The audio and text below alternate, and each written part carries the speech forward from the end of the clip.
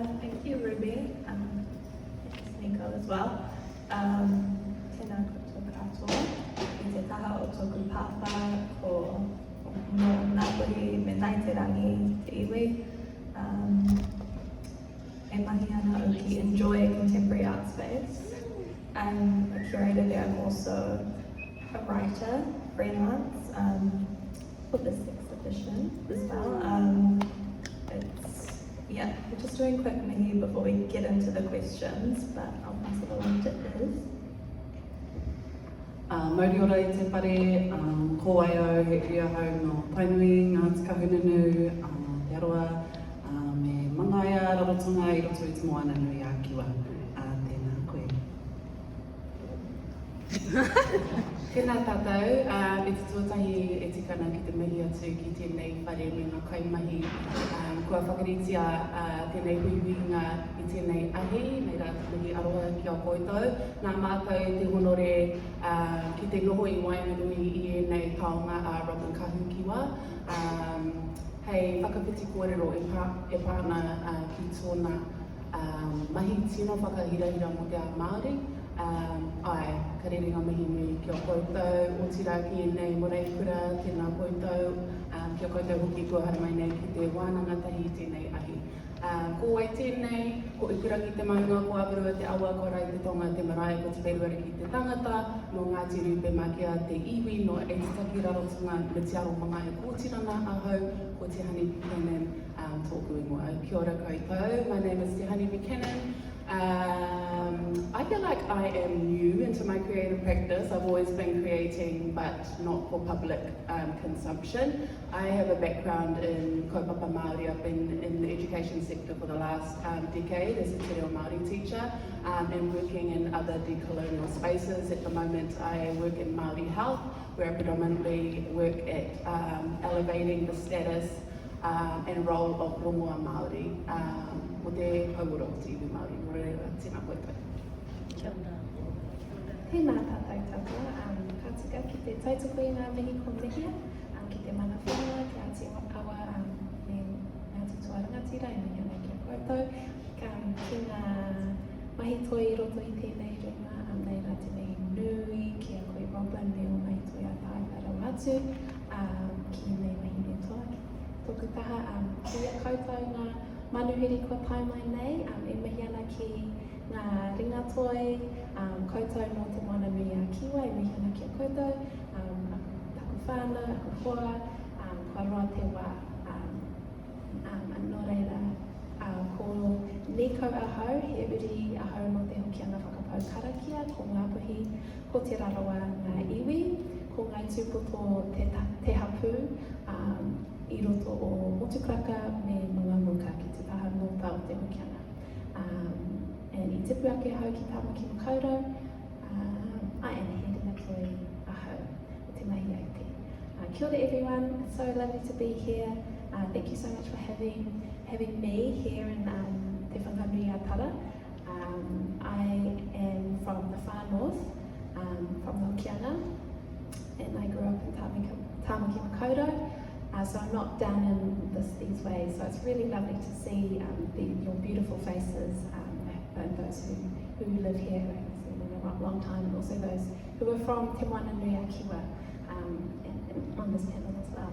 I'm an artist. About 10 years ago I started working with Ote, which is Māori barkcloth, and there's some amazing barkcloth makers here with us today. And yeah, I've just been on this journey of learning about Ote and the process, the tikanga, the whakapapa of Ote in Aotearoa, and its uses within whānau hapu and iwi. And yeah, it's kind of the beginning of a long journey, a lifelong journey ahead. So yeah, very humbled to be here. Just to kind of ease into the discussion, we have a little bullet point question about our first introduction or memory of Robyn Kahukiwa. So mine was, I'm pretty sure, The Kalia and the Spider. It's a classic. It's one of her collaborations with Patricia Grace and is still in print today, along with a lot of other puka. Yeah, that was when I was really young, but then later on in life, in high school, I did an art history paper and was really disillusioned by all the sort of boring Renaissance modernist people, and then kind of like rediscovered Robyn Kahukiwa and the Hine Toa series especially.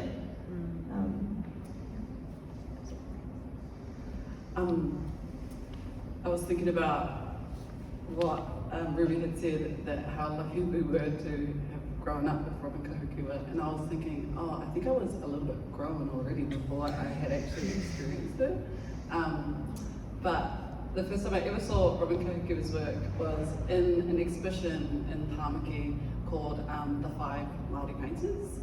And I was in Tāmaki because I had just flew from home, like just left the nest, and I was at art school at the time as a painter.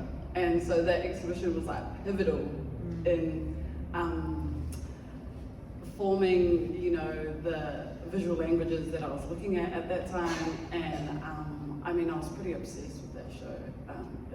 It was curated by Ngāti Rupe Makea, who I was also like looking up to, fangirling so hard. And yeah, that was also back in the day when I used to be a baby painter. I'm similar to Israel. I didn't actually grow up with the children's books of Kahukiwa. My first experience is kind of lame, kind of funny. It was actually the Shortman Street staff room, if you remember. I just remember watching the show and being quite like enamored by the painting behind the actors and wondering who that was. And then as I would, you know, grow up and go to galleries and things, I would notice her particular style and could connect it back to, oh, it looks like the painting I saw in Shortland Street. And then my first time seeing a Kahukiwa in the flesh was when I was teaching in Auckland, and I visited a colleague's house, and I walked into his house, and the first thing that was in front of me was this huge Kahukiwa piece. I think it's from her Huia series. I just remember the Huia feather, but it was just like so breathtaking. And from then I was completely obsessed with her work. My first moment was like, as a teacher, how did you afford a Robyn Kahukiwa piece? Yeah, and then Auckland Gallery was my first brush with seeing The Choice, so it was really really special to see her again. And then just throughout my life, I've been following her mahi. Don't have an original, but one day, but have prints. So yeah, it's my experience with Robyn Kahukiwa. Yeah, I went to Te Uru Karaka, which is a Rimaki reo at Newton Central Primary. My mum was very adamant that I learnt my reo and our tikanga, and Robyn Kahukiwa's book, Hine Toa, was like our Bible. So I think that was so profoundly influential on the way that I was able to see myself as a young Māori woman, and you know, like their curly hair and the way she paints their hair and their skin colour, and just being able to see images like that was so empowering and inspiring. And I was probably an aspiring artist from a very, very young age, so her work was, she's probably the reason why I am an artist today, is because she was such an idol. And so yeah, and I think just her work and her images were just so ubiquitous throughout my younger years, and very influential. And yeah, Whai Leone Pihama has had a piece in their living room, and Whai Leone and Tanzan were in our school, and they had this massive, like huge piece. They sell a print of it at Caesar. I can't remember what it's called, but yeah, that was like really cool. And all of her calendars as well. She keeps calendars. We always had them, and and her comic book was really amazing as well. So yeah, just really influenced by her mahi from a very young age. talking more about how Robyn's work has influenced us in various ways, I think, in probably really different ways, as I'm not a painter, I'm a curator, so I think of it more conceptually. Like a big part of her practice has been her collaboration with other wahine Māori, Patricia Grace, of course, and Roma Potiki, who curated this exhibition.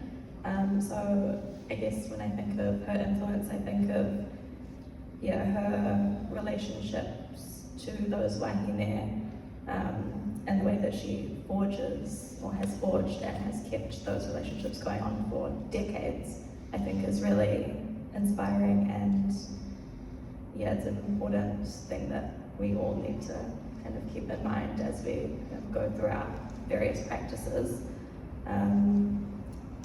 But I feel like this question is better suited to the actual artists. Whatever, you're an actual artist. Relax.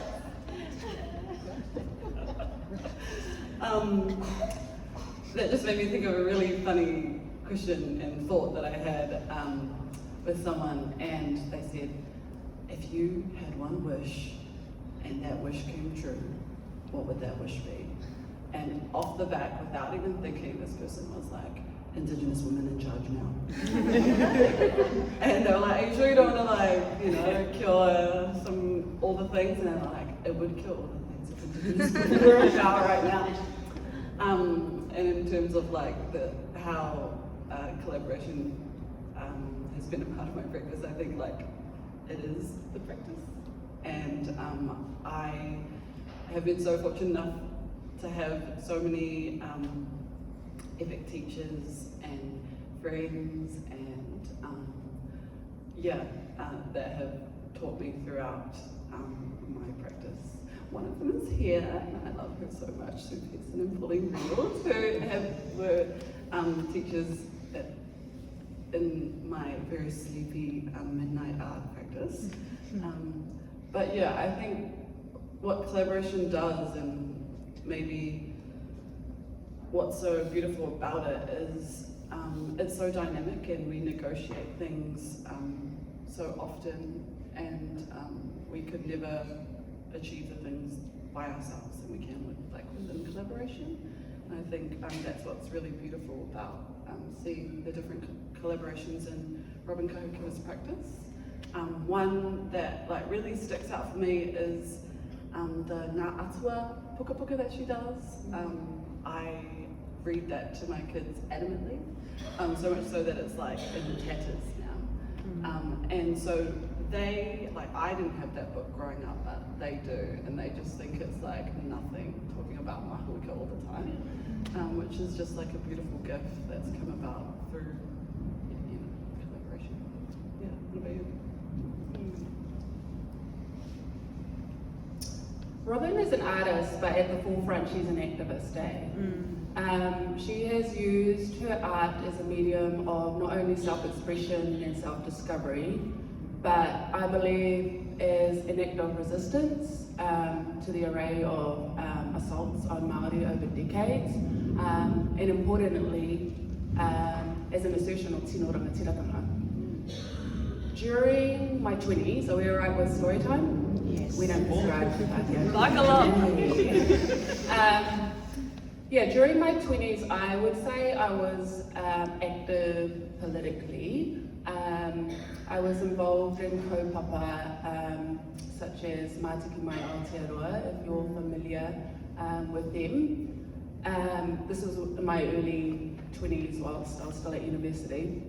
And finding myself really privileged, finding myself in rooms with contemporaries like our late Papa Moana and Annette Sykes, Winami Waikirepuru, not actually fully realising or comprehending the magnitude of their contributions to Te Ao Māori and the decolonisation of Aotearoa.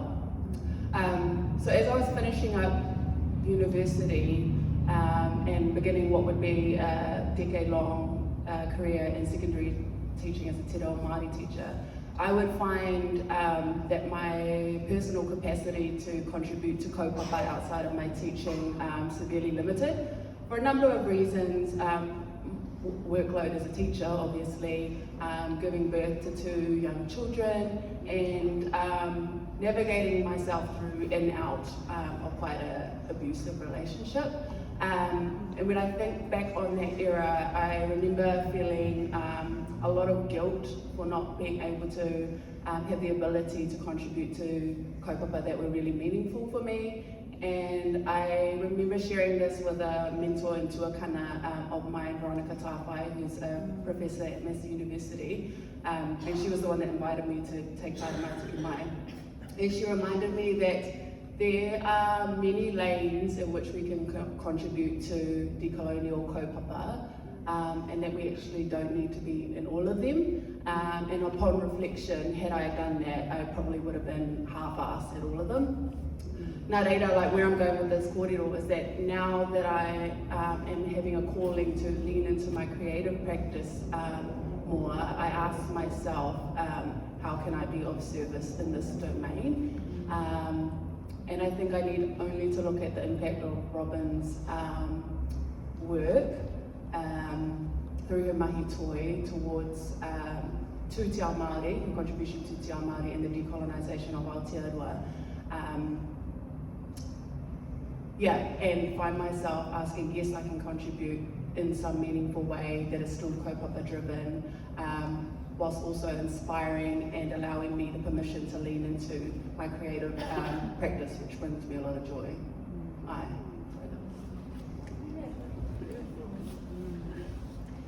Yeah, I love the point about Robyn, being an activist, and I think that she, through her imagery that she has created for us, she's really inserted, not just the decolonial kōrero, but also, well, this is decolonial, but the insertion of atua wahine into our cosmological understanding of our universe. And I think that was really pivotal to me because, as we know, there has been a real, not absence, but the hidden world of our atua wahine. And through Robyn visualizing or creating these, these epic imagery that we, or I know that I was really able to imagine and see our atua wahine and imagine what they felt like and what they looked like and the texture of them and the feeling of them, and I think that helped bring them to life within my world. And I also think, just Robyn being this artist, the artist that she really symbolised that you could be a wahine Māori artist. And I think when I was growing up, and then, especially when I went to art school, and I definitely didn't see artists who looked like me or who had the similar value system as I did. So it was really challenging, but she's always been there as an example, as a tauira to follow and to pursue, and someone who exposes the truth of our world, and she's not afraid to show that side of our society, that painful side, and that's so brave to be that artist who's willing to share a truth that you're not going to be necessarily praised for doing that. And even now, she's still going with these very bare truths. So I guess the way that she's influenced my practice is that she's laid that foundation of being a wahine Māori, being a ringatoi Māori, and always bringing this wahine Māori narrative to the fore.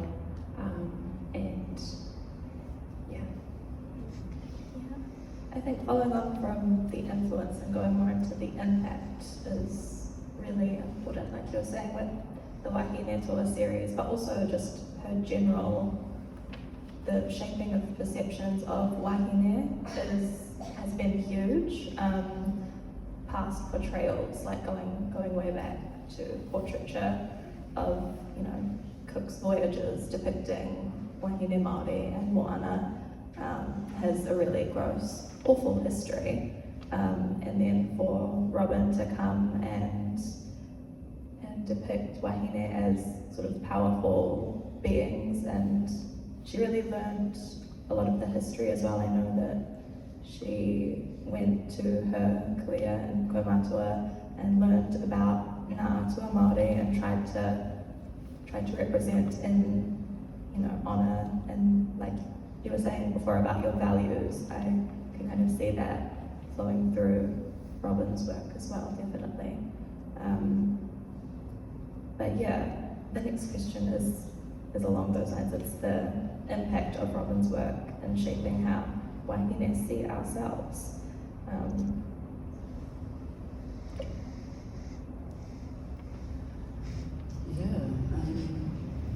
I've been thinking about something along the lines of that all week. Yeah, and I was talking to a few people today about it. And one of the pivotal visual techniques or symbols in Robyn's work that struck me when I first encountered it was the way that she would position wahine's heads, kind of like the cock in the neck kind of that you see throughout Whakairo. And I don't know why, but I was obsessed with the positioning of that. And so I was painting these portraits that played on that. And I was talking to someone about it, and bless them, they were like, such a docile, pani, beautiful perspective. And they were like, I think it's like playing on, I think that's playing on like that curiosity that comes through with like looking at paintings. And in my mind, I had gone to a completely different space. And when I was living in Whakatane, I was privileged enough to be alongside Ngāpuhi Murphy and all her Te Atua research, but just like her in real life, like is next level. And she would always tell us these stories like through pōhina and ritual about how like nannies were strategic warlords, and they were in the battlefield, and they would, you know, like be there, and it's written in lots of mōtiatia and karakia that they would expose their, you know, whare tangata in those moments, and you know, be reciting like haka in the battlefield, and they were right there. And so to me, the position of the head in the paintings was always like this beautiful line between like tangata and deity, but also like a deep assertion of mana and power, and like that in a really like fluid, overarching like level has impacted like my own assertion of tino rangatira in spaces, and how I just feel, and what I will and will not put up with, I think. And like having that perspective of the spectrum of, you know, what our tipuna can and have done has had huge impact, and possibly why I have 2 tornadoes as children. You know, yeah, it's those like things that you feel like, I don't know how it impacts me, but it's there. And yeah, that's what I'll say. I wrote some bullet points on this one because it was like a really, really important question that I wanted to answer fully. But I think one of the most devastating consequences of colonisation is the denigration or the impact that it's had on our perception of ourselves as Indigenous, as Māori, and especially as wahine in the context of Aotearoa, but I think this is like relevant to Indigenous peoples the world over because it's the same like processing systems being used, right? The denigration of Māori and the diminishing of the status and role of wahine Māori through the application of foreign colonial beliefs and norms, which are inherently patriarchal and misogynistic. Has seen generations of wahine walking in this aisle with a negative self-image and belief that they're not valued or less than. Moana Jackson had once said that this perception of self is what he called an attack on the Indigenous soul and was a pivotal part of the process of colonisation. I can't overstate the significance of the Mana Wahine Wai 2700 claim, which was a powerful proclamation to the Crown, Pākehā and Māori alike, that the primary source of the denigration of wahine Māori was the Crown's failure to uphold wahine rangatiratanga, which was never ceded upon the signing of Te Tiriti in 1840. Nā reira, Robyn's response, I believe, to the assault on mana wahinetanga, as these marae could have mentioned, is the deliberate elevation and recentering of wahine Māori. You do see them as powerful, you see them as divine, omniscient beings, and in the same breath, I feel like through her mahi, she helps us locate the source of our oppression in accessible and digestible ways. Like, you don't need to be an academic and you don't need to be highly political to understand the message that she's trying to convey through her mahi. She does this overtly, and I keep reverting back to this piece of work, Māori never ceded sovereignty to the Crown, overtly like that, but she also reminds us that we must love ourselves again. Because this is the truth. We are great, we are mana, we are omniscient divine beings. When I look at her works, I feel and see strength, I see and feel mana, I see and feel reverence for wahine. I see myself in her works, and I often refer to Kahukiwa's paintings as a source of strength for myself, and I actually believe it.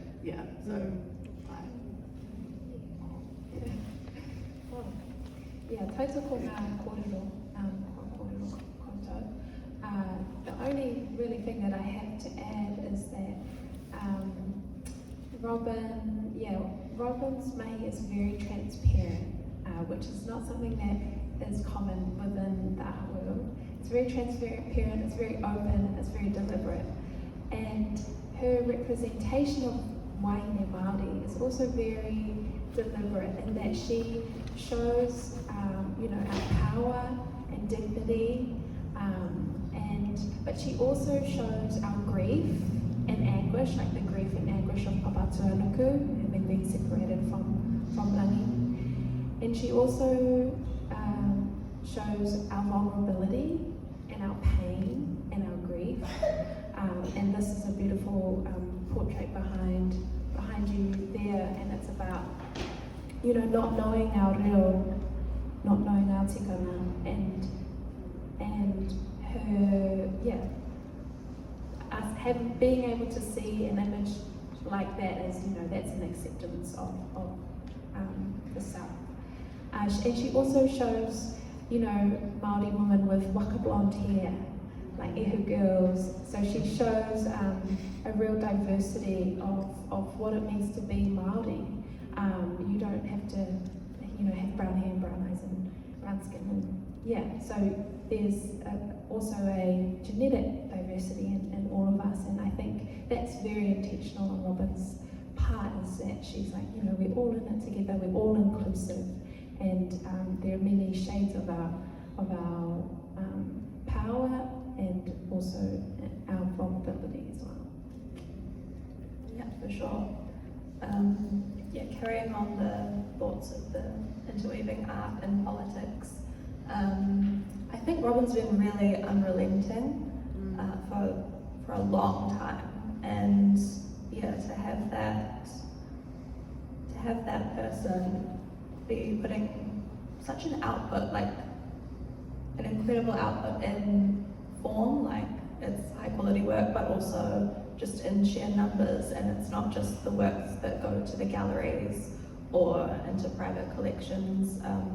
I was reading in the catalogue, Annette Sykes talks about coming home from like big protests or big mahi that she's been doing and getting a gift from Robyn.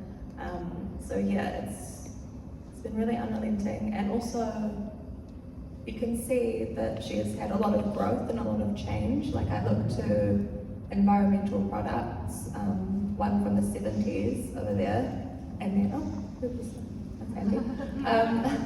Yeah, one from the 70s, and then one from like 2011, I think. And you can see that the changes she's gone through. You can see that, you know, the 70s, she had probably just come back from Australia. She had been teaching, she had been, you know, just getting immersed in Te Ao Māori, and it's a very sort of distinct 70s sit-in, and then looking at 2011, there's a lot more anger, and it's like she's fed up, and the figures are too. They've got the cocked heads that you love so much. But yeah, also the power to define, I think that is, that big mural. I think we could sit here and talk about it for like hours, but I won't. It's just such a hard-hitting, such an incredible painting, but yeah, I'll go with that. Yeah, just spend time with the works, I think, once the talk is done, is what I'm saying, because yeah, her interweaving of art and politics has gone through a big growth, as she has.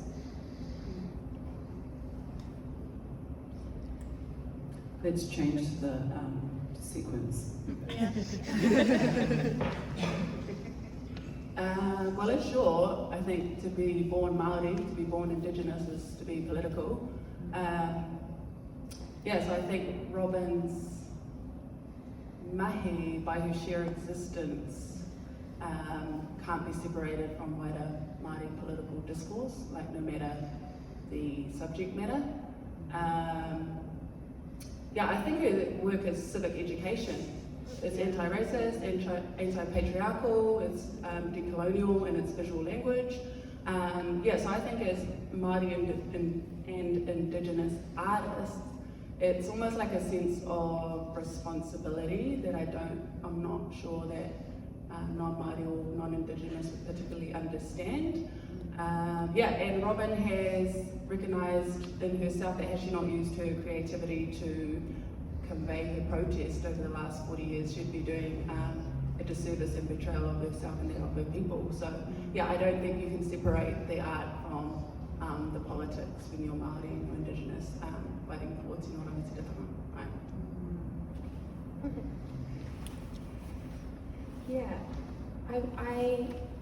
what are the politics of art making? So Robyn Kahukiwa and these works, like she has painted these paintings, and I feel like her mahi has allowed me to pursue the practice that I have, which is really solely focused on the reclamation of Ngātauranga around our tāmata iho of Aute. But it is because of her kind of her grounding, that she has really like opened up that door, and within my mahi, it is political, but it's not political in the same way as overt as Robyn's mahi. It is about, or my mahi is really about reinvigorating these practices so that we can have a connection to our environment and our plant-based knowledges that also extend into our, toka, our rocks, our shells, and the materials of our environment, our kōkōwai, our plant dyes and our earth pigments.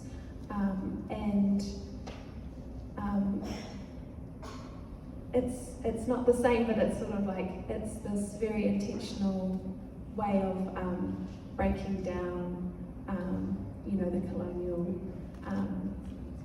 impressions, and it is the pursuit of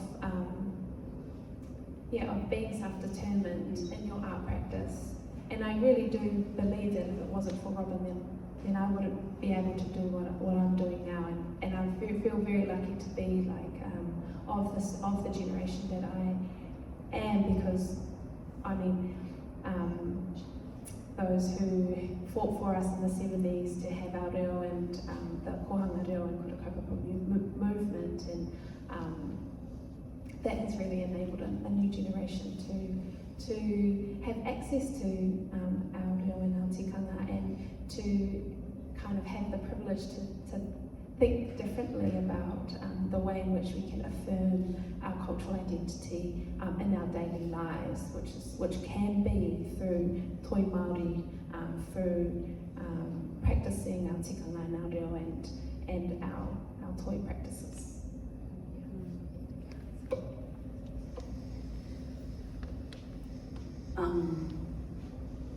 That made all of that beautiful kōrero made me think a lot about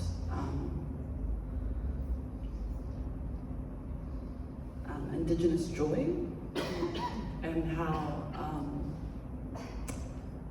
Indigenous joy is political, and how much our tipuna and our whānau have done for, like, throughout history, to allow generations below them to experience Indigenous joy, and like flowing on from that, how being able to dream is highly political, because that's a reclamation of our soul, which all of these, which, white supremacy has tried to take away. And so small and large and pockets of moments where we get to dream in our practices, in our writing, in academia, in every day, with our whānau, with our hapori, with material,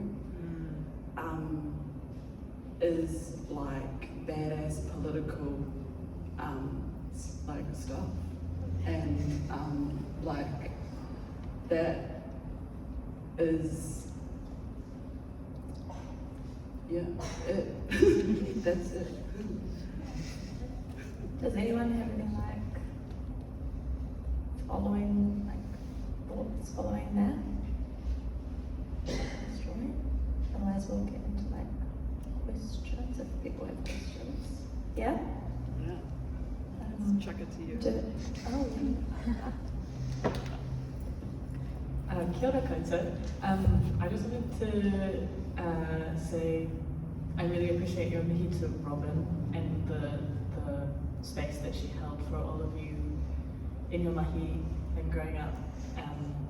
And I just wanted to say that listening to you all you all hold spaces for artists like me coming into Mahitoi and in like slightly scary spaces, and I just wanted to mihi to you and say thank you, and ask, what are your, like, what do you hope to inspire with your mahi, like Robyn has inspired you?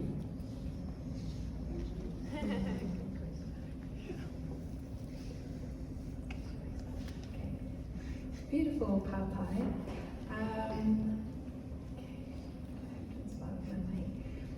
Yeah, I was really lucky when I was at the University of Auckland, and also when I went to the University of Hawaii, that I had some amazing teachers who, Dante Monica, who taught me about stone tools and working with hoanga, who's connected to hine tua hoanga or atua wahine, and these kinds of materials, learning about pupi shells and how amazing they are at scraping and carving wood, and shark's teeth for, you know, making grooves, and I think that meditative process of working and the physicality of working and the ways that our ancestors worked was just so empowering, and there was a real physical knowing that my body really responded to, and I felt at home in that space.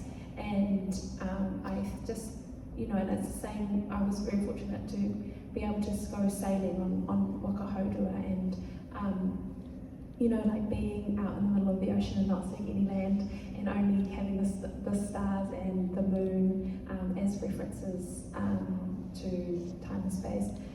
Those are the kinds of experiences that your body really responds to. And I guess with the mahi that I do with Ote, it's just one of the many pathways to explore. Like, we have so much mātauranga that is, you know, like what we do now is like the very tip of the iceberg.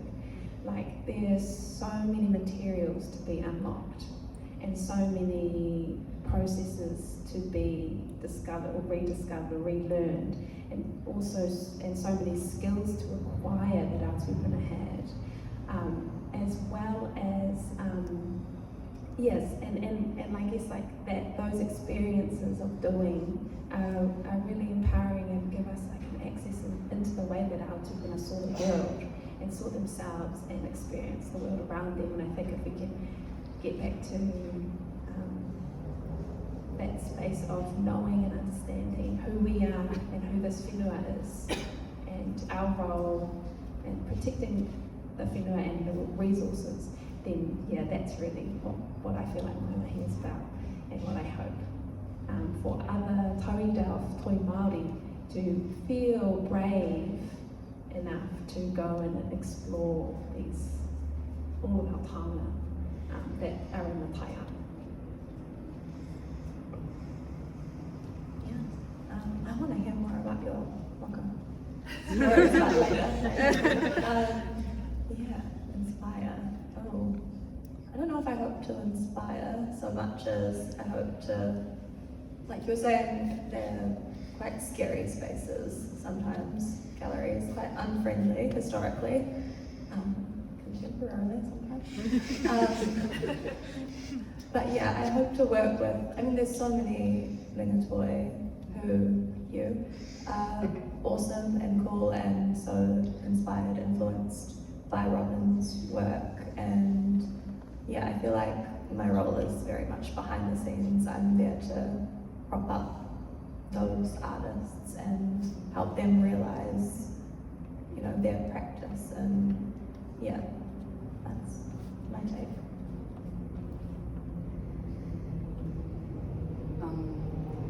Legacy is such an interesting notion to think about. Yeah, sometimes you have midnight thoughts and you're like, have I done anything this whole entire time? And I guess partly no, I haven't done enough, and maybe a small part is maybe beneficial for others, but I guess if anything, whatever I do in whatever space, I think to that I want others who I interact with to feel like whatever they think in their mind and however they feel about their practice is enough in this space, and what you know and what you work with, and however that manifests through art making, whether that be in that side of things, is enough. And it does add to the whakapapa of what we are all collectively doing. So yeah, potentially like, yeah. I've been reading a lot about time and Hannah Burgess's paper that talks about, you know, we're all the moana, and you know, we're just putting an anchor down, taking in the view, and coming back up into the, you know, ocean of time. And in a like sustainable way, maybe one anchor's enough to influence another anchor, and that is all enough and valid, I guess. Yeah. Tally's got a question. I just wanted to ask, because Robyn's very new to me, obviously being brought up in Tainui in Australia, and quite funny that Tehani said that, you know, like, one of the first immediate things that I realised was that all your faces are painted. But one of the things I love about art, the magical powers, is like how it lives and how it affects people outside of the art world, like outside of us. And I sort of wonder how much impact she's had on, let's say, you know, the privileged few who have bought her works, you know, and talk about it, or like education. That's my background as well, teaching. And what I loved about introducing, I mean, I wish I knew this, you know, Robyn, to introduce particularly young girls to you know, amazing brown artists, how much power they have. I love taking art outside of the art world, that's what I'm saying. I sort of wonder how much impact she's had outside of the art world in terms of just her painting and the response she gets from, let's say, the white privileged few who can afford her works, or the school. Like, it's not really a question, it's more of a statement, isn't it? But I sort of wonder, you know, like, I mean, she's an amazing Māori artist, but I sort of wonder how much silent impact she's had outside of the art world and outside of these conversations to change, let's say, Pākehā minds on Māori history and land invasion and things like that. And even young students who wouldn't be introduced to art. I mean, would you comment about that? Yeah. I mean, I'll just say that's one of the magical parts of art for me, is that when you take art outside of the art world and out of the intellectual world, you can sort of see something magical in people, when, you know, particularly if they're not art people. Yeah, totally. I think this is a great question, because I think specifically this really does apply to Robyn's mahi, and is that she has illustrated lots of puka puka that have been, you know, distributed far and wide within Aotearoa for many, many, many years, and as well as her visual language is really ubiquitous throughout Aotearoa and throughout the education system, I would say. I mean, it's been ubiquitous in my life growing up, and I will say that, you know, the works, like, the really interesting thing about this show is that a lot of these works, have been hidden in private collections for a long time, and we haven't seen them in the flesh. But even so, I think the reason why she's had such a huge impact is because her work has been like printed and in books and in calendars, and it has been like extremely accessible. And I'd say even more so than, like, that would be like the baseline of, I reckon. I mean, even Tehani's story of, like, you know, her experience with Shortland Street. On Shortland Street. You know, that's an amazing interaction with art. If you're not from the art side, well, if you're not from the art world, Yeah, and I feel like her work has a way to like seep into collective consciousness, and sometimes those things you can't quite judge, like if it's having an impact, but it's there, and that's important. Yeah. Going back to like thinking of Kuia and the spider again, I used to work at Pātaka where they have like a performing arts room centre, and yeah, there would be little performances of the Kuia and the spider for the tamariki on like school holidays or things, and they'd all like, you know, come in and go through and get to experience the work, and it's brought to life. It's not like just her painting, but you know, maybe they'll go and see her paintings in the future. Maybe they won't, but they'll have been touched by Robyn in some way. Yeah. Yeah, and I've only known Robyn Kahukiwa's mahi outside of the art world. That's my first impressions of her work was like all of my kaupapa books, well, a lot of my kaupapa books all have a Robyn Kahukiwa piece on them. She either gifted it to the authors, gifted it to the kaupapa, or she was asked personally to contribute to those puka puka. So yeah, I think Annette Sykes said in the puka puka down here, the catalogue, is she has a profound impact on the decolonisation of Aotearoa in particular. Like I alluded before, she makes those messages really accessible and digestible for, you know, ordinary people like me. You know, you don't have to be Extraordinary. Well, you don't have to be an academic, you know what I mean? You don't have to be a genius to understand that Māori never ceded sovereignty to the crown, you know? Yeah. I don't know if that answers your question. It's a great part-time because it's important for us as artists to think about how our work exists outside of the art world, 100%. Yeah, like how, especially with cultural practices and that difficult negotiation between cultural practice and the art world. Yeah, it's definitely something that I battle with every day.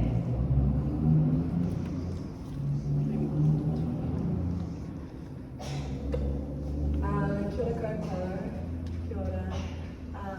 E mihi ana for sharing your pona mātauranga. It's been so beautiful. And I just had a partai from my art history whakaaro. And I'm really interested to hear from your experiences doing your mahi now. How do you protect and preserve the mauri of your work, which is so inherently Māori? Especially when we're making toi accessible in non-Māori spaces. And so I think I'm just curious as to, do you have any practices or anything you do in particular, or any prerequisites when you put your work out to people, especially those that aren't Indigenous? Kia ora.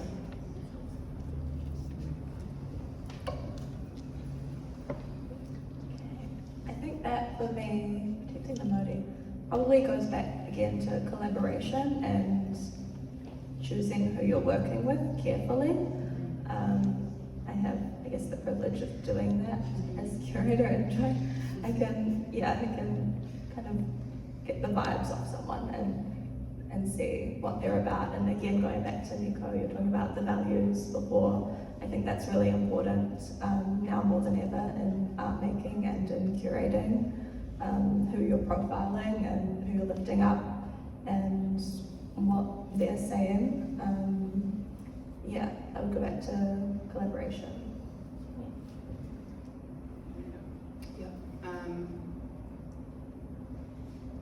I think protecting the mauri of your mahi toi is really, really important. And for me, it goes to how you're holding your mahi toi, how you're entering the space, or you know, where your mahi toi is entering, such as a whare toi like this. What is the kawa and tikanga that is being established, and actually asserting yourself in those spaces and being like, actually, like, I don't want kai around my mahi toi. I don't, you know, just like in this space, we don't have kai and inu to protect the taonga that's in here. That's an example of protecting the tapu of the taonga. So that's how I believe that I establish or assert my rangatiratanga over my mahi toi and protecting our tonga tuku ingoa. Yeah, that's cool. Yeah, just ask for what you want, you know, assert what you want, make the rules, and don't ever feel like, oh, am I being too much? Like, no, ask for it. Just ask for what you want. I tell a lot of people.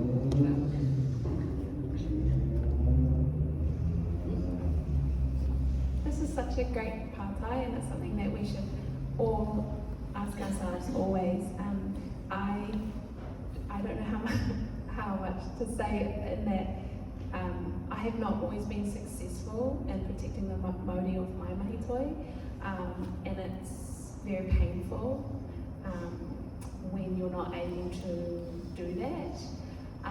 And yeah, I think with especially international shows, and there's like very different cultural contexts, and there's also language barriers. It can be very hard to like negotiate with people, and especially as a recovering people pleaser, it's very hard to like advocate. Recovery, we're never recovering. Very hard to like advocate for yourself. Like I know I find it really challenging to advocate for myself and my work and my cultural safety, and you definitely pay for that afterwards. And so I guess, yeah, or, you know, if you can, always try and do karakia. I know, like I've written karakia post exhibition and done that karakia to try and restore the Māori that I felt was lost because of what happened. But yeah, and I'm very lucky. I have a partner who is is able to advocate for tikanga being adhered to and karakia being performed. But yeah, and I think having someone with you, safety in numbers is also really useful. If you can get a group together to, and anything is good. Like any offering is significant. Like it doesn't have to be a big long karakia. Like you are all able to do karakia. Everyone is able to do karakia. You can bless your mahi. Don't be like, oh, I need this person from over here to do this, to blah blah blah. Yes, it's really important to have mana whenua come in and have that presence, but if that's not possible, like you do it. You can do it.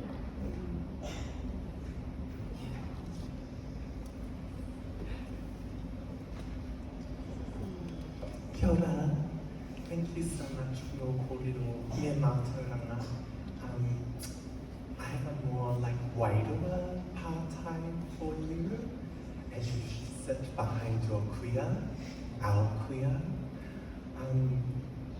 Can you remember like a prominent time where, or do you have relationships with your kuia?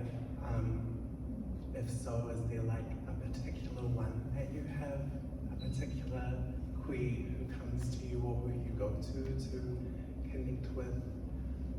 Or maybe they come to you, but can you sort of remember a prominent time when your kui have come to you or you have gone to your kui? Oh, that's such a good partai. Not to toot my own horn, but I currently have a Te Waiwai piece at Enjoy. Check it out, it's great. And I'm mentioning it because that Te Waiwai came into my position very faithfully from my kuia.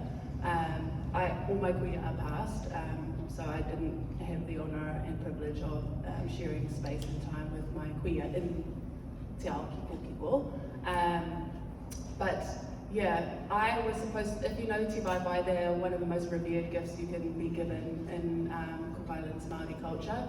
I was meant to inherit a Te Waiwai on my maternal line, my namesake on my maternal line, and unfortunately my mother decided to gifted it to my sister, which broke my heart into 5,000 pieces, but we won't go there.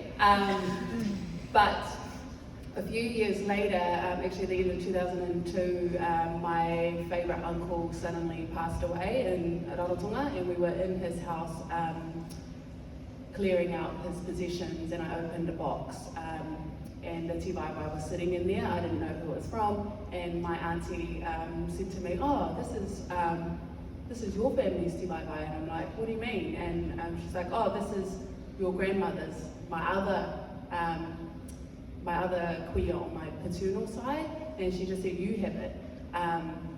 So I felt like that was quite a fateful moment. I don't think it was a coincidence. I definitely think it was by design that I was supposed to receive that. And it was quite metaphorical because the tīwaiwai itself was in quite a state of disrepair, holes in it, mold, everything. And when I first got it, I was like, "Oh God, like, do I really want this?" It was actually quite a metaphor for where I was at in my life as well. So I actually, but you know, the opportunity, well, I was actually already starting to repair it with a group of Cook Islands mamas in Porirua, and then Brooke asked me if I wanted to participate in this group exhibition. But like the actual act and practice of sewing that tīwaiwai back together was incredibly healing for me in a lot of ways, and I get emotional talking about it.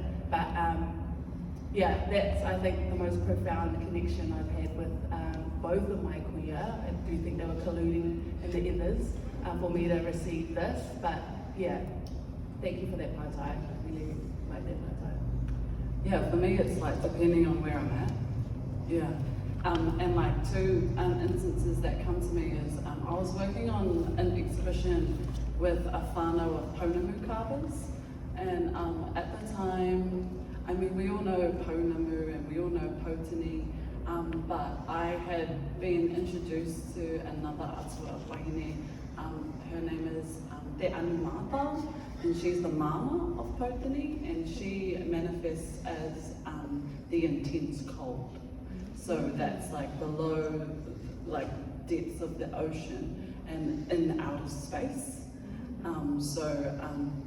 I was like in Mānanga kind of during that whole time in Te Ao Ane Mātau, and that was just like a beautiful gift to kind of like think of what a mother like her can do for tamariki, how she can hold those rounds in between, like way out there and way down there, and the spectrum of life that happens within that space for her tamariki. I was like, yeah, it was like very special. And then another one is like throughout all of the beautiful wānanga I've been able to be a part of with our papa whānau, like hine, like everything. She is everything. And so like they kind of like ebb and flow in and out of my life. And on at Toi Pōneke, and Aroha's work that she did, is a karakia that me and my bestie wrote when we got our mokokaua. And in it is, we call on different atua wahine, and some of those are whaitiri, mahuika. We were like very elemental at the time. And like, yeah.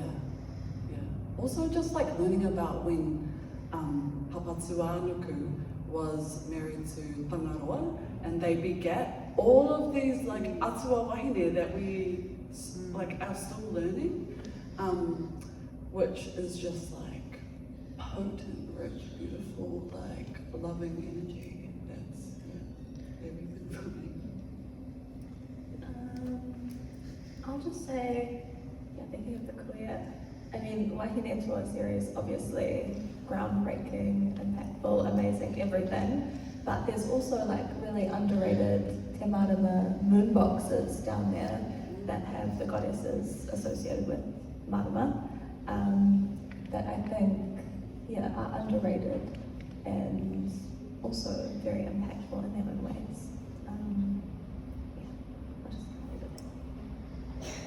Yeah, I think that hine aruone, the creation of hine aruone, our first whenua by Tane, it's said, but really by all of the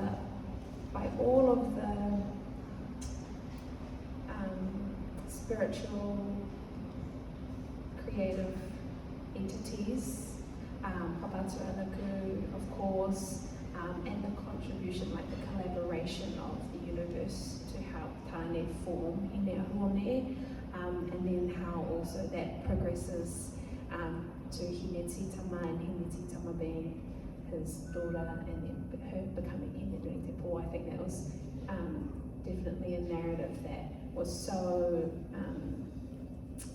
puzzling and potent to me when I was quite young, growing up, because we learned about all of those stories and yeah, all of the things. So I think that was really that, like, I think that's really also an understanding of the creative process as well, and the tensions of that creative process. And of course, hina, yes, hina is like so pivotal within Aute, within the fibres of Aute. Hina controls the tides, she controls time, and really the kapa maker or the Aute maker is hina, determining, balancing time and water within the fibres. And I think whenever I'm making Aute, I'm very cognizant of her presence and of her physical presence as well in this life, or wherever she is. Yeah. Thank you for your cover, beautiful.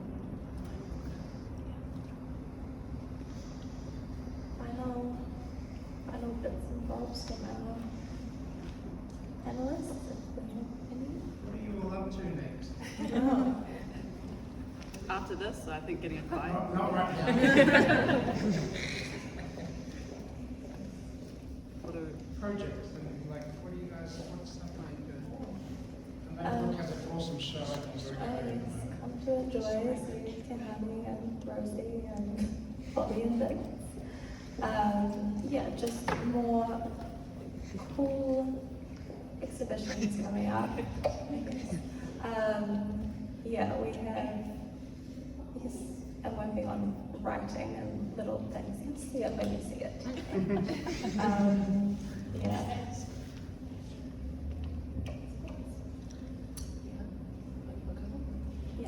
Oh, you want to know what I'm up to? Tell you Twitter. Currently I'm working on a panel piece for a Palestinian group exhibition through Enjoy. Haven't finished it yet, it was due on October 1st, but Kate's pie, so that's what I'm up to. I've been resting. Last year was a really big year for me, and I guess it was this year I had Sao Paulo and Sydney and Berlin, and I just really needed to take a break from production, mahi. So I've just been having a break, and I'm just about to get into the summer season is here, so I'll start beating out all of my plants now. But yes, that's all I'm really focusing on. Yeah, but that's mine. Thank you, Ellie, and thank you all for coming to our kōrero today. It's been great to discuss with these amazing wahine, the work of Robyn. So if you've not taken the time to look around the exhibition, then for sure have a little look after the talk is, now we're wrapped up.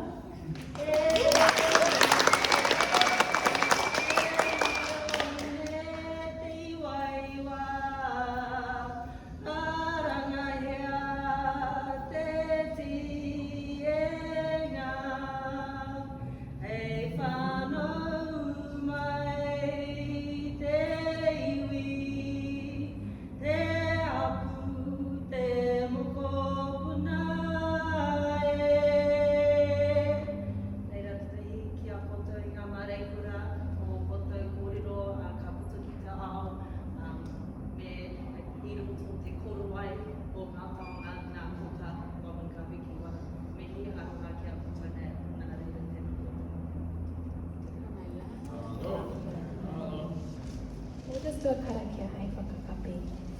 Unuhea te uru tapu nui kia wātea, kia māma, kia ngāwari, te tinana, te wairua, te ngākau. E rongo whakairi ake ki runga kia tina, haumie huie. stand up and sing Waita. O te aroha no he wai, e pupua ke ana,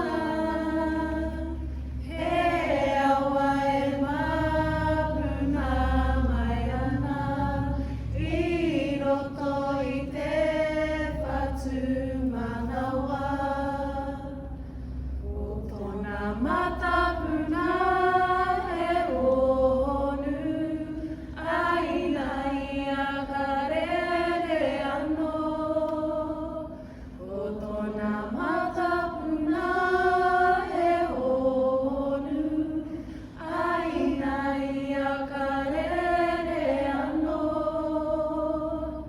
He tae timu, he tae pari, he tae ope, he tae oa, he tae nui. He tae nui. He tae nui. Tūtiro o Whiti Whakamaua kia tīna. Tīna.